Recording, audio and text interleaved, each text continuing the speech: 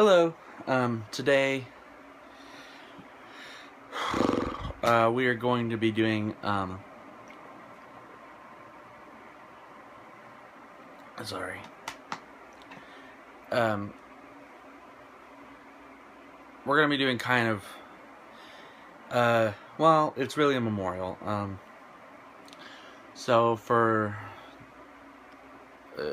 a while my mom's been dealing with lung cancer, and she passed away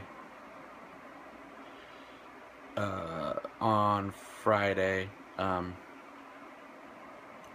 July 9th.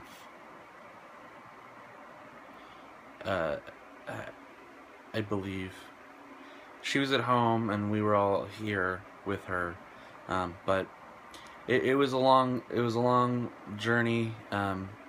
I've essentially been her caretaker for the whole process, but anyway, there's been this book tag floating around called the Time and Place book tag,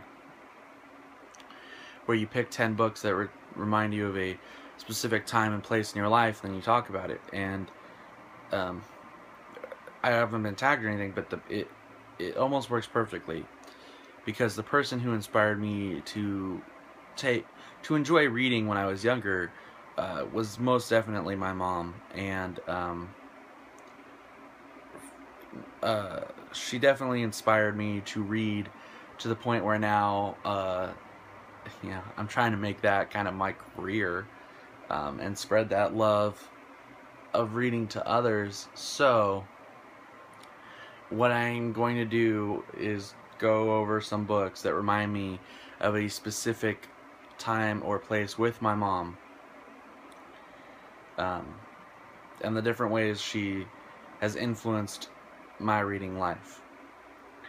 So I have 11. I'm cheating. I got one extra one, but whatever, I can do what I want. So let's start.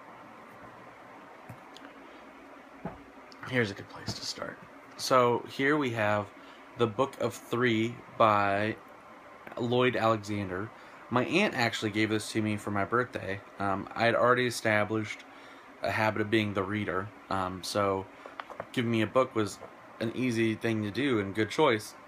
And then my mom really filled in the rest of this series with the other 4 books, and she read it with me and would talk about it with me, and we had an excellent time discussing these. And for her, I mean, these are definitely children's books. They're entertaining and fantasy, but they're definitely children's books, and she was an avid reader herself, so she took the time to read them with me and to talk about them with me, so that was one.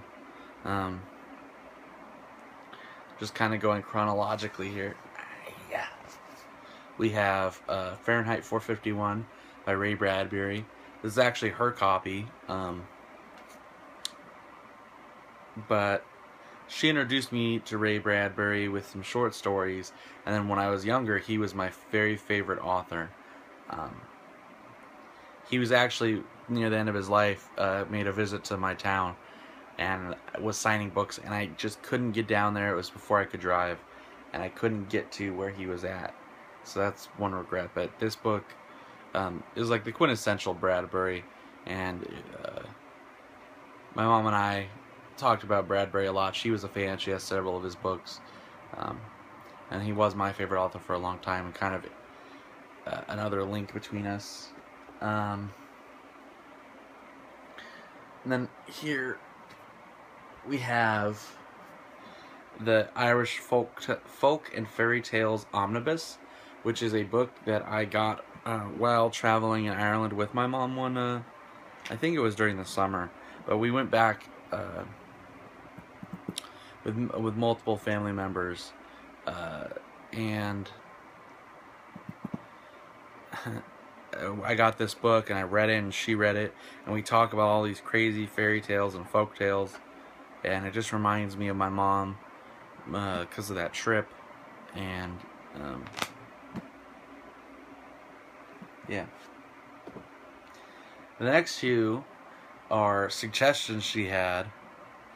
The first is The Exorcist by William Peter Blatty, which she said she couldn't finish as a kid because it was too scary. So of course then I went out and got it to challenge myself to finish it. And it is, I mean, it's intense, but it's good. I really like this book actually quite a bit. I enjoy it much more than the movie.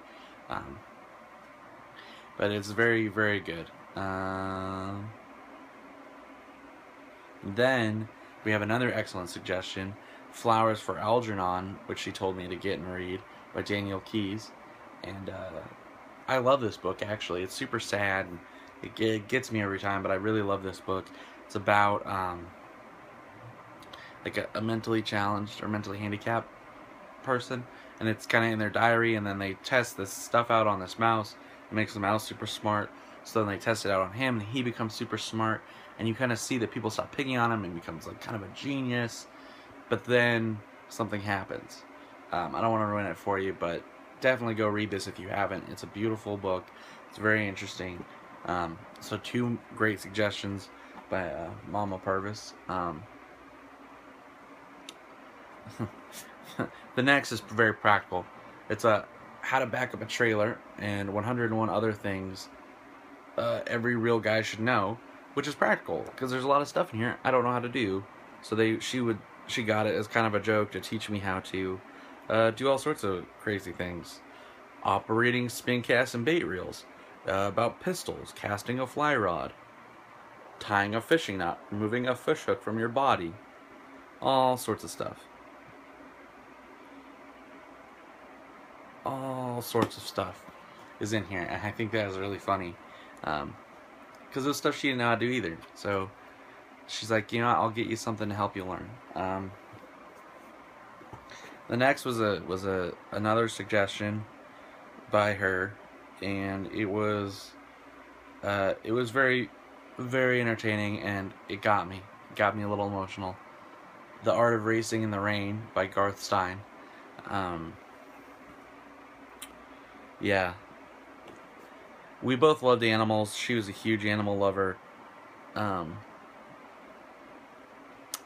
And this story centers around a dog, and I love dogs. She was a dog and cat person.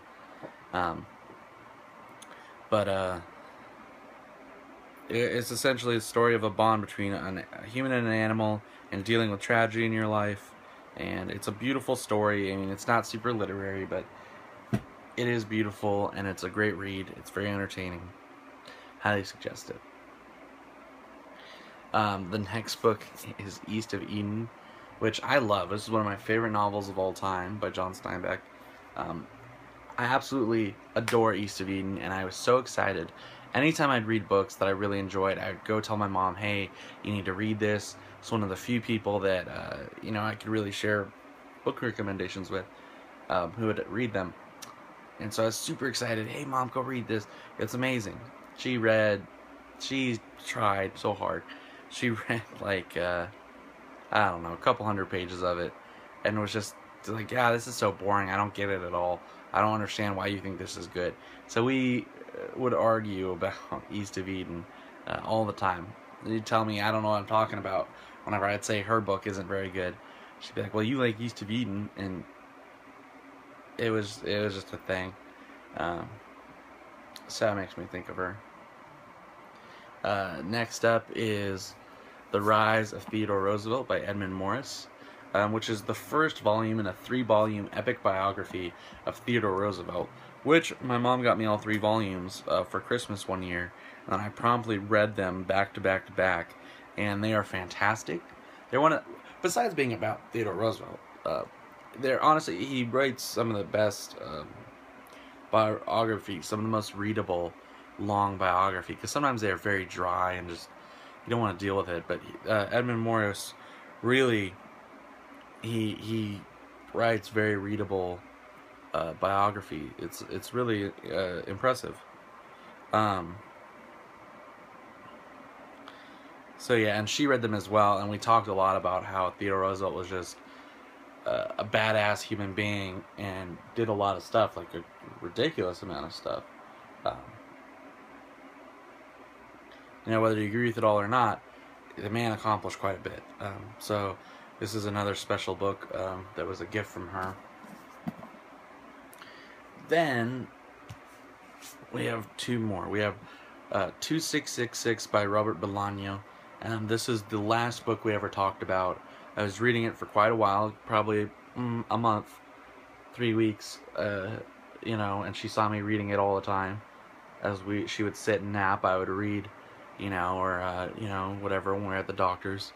So she would talk to me about it, and I would try to explain as much as it can be explained for any of you who've read it. You know what I'm talking about. But it prompted some very interesting discussions based on the little quotations that I pulled out and we talked about.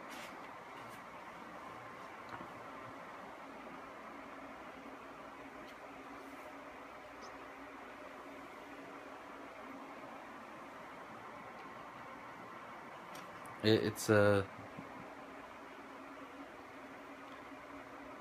bizarre, I was going to say little work, but it's definitely not little. It's a giant, massive behemoth, and it prompted many a good discussion between my mom and I. And it was the last book we ever got a chance to really talk about. And then finally, number 11. So when I originally read this book, and I got to the end, it was like 3 in the morning, and I didn't realize it was 3 in the morning, and I immediately got up out of bed, and I was like, I need to go talk to my mom about this ending. I was so shocked and just like, what? I was like, I have to go talk to her. And then I promptly realized that it was 3 in the morning. And there were no lights on and no one was awake. But then the next day we talked about it. And she had never read the book. So she didn't let me spoil the ending. And then she read the book. And she didn't like it because it was too sad. But then she understood how much I loved it. And she went out and she got me a cool copy of it, which is A Farewell to Arms by Ernest Hemingway. She got the Hemingway Library Edition, which is cool enough on its own. You know, it's got a lot of the bonus material. But then, let's see. Yeah, you can see it's